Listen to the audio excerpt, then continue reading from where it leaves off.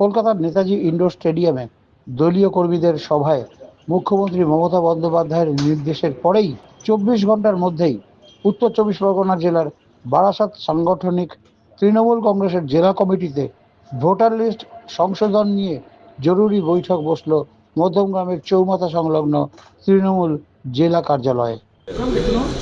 আজকে বৈঠক হচ্ছে। গতকাল আমাদের মাননীয় মুখ্যমন্ত্রী মমতা বন্দ্যোপাধ্যায় বলেছিলেন যে আমাদের সমস্ত কনস্টিটিউয়েন্সিতে ভোটার লিস্ট সার্ভে করার জন্য।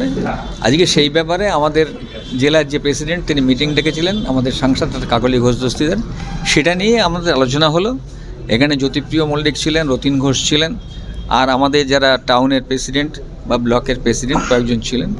এই আলোচনাটাই হলো আর কি। আগামী দিন আমরা নামছি, যা থেকে যদি কোনো ফলস ভোটার থাকে বা যদি কোনো বাইরে ভোটার থাকে তাদেরকে আইডেন্টিফাই করার জন্য এই মিটিং, আর কিছু না। মুখ্যমন্ত্রী তো গতকাল বলেছেন, কিন্তু তার মধ্যে এই বসবার সময়ের কালের মধ্যে আপনাদের এলাকাতে আপনাদের কাছে কি এরকম কোনো ফিডব্যাক এলো যে তালিকাতে কোনো গোলযোগ আছে?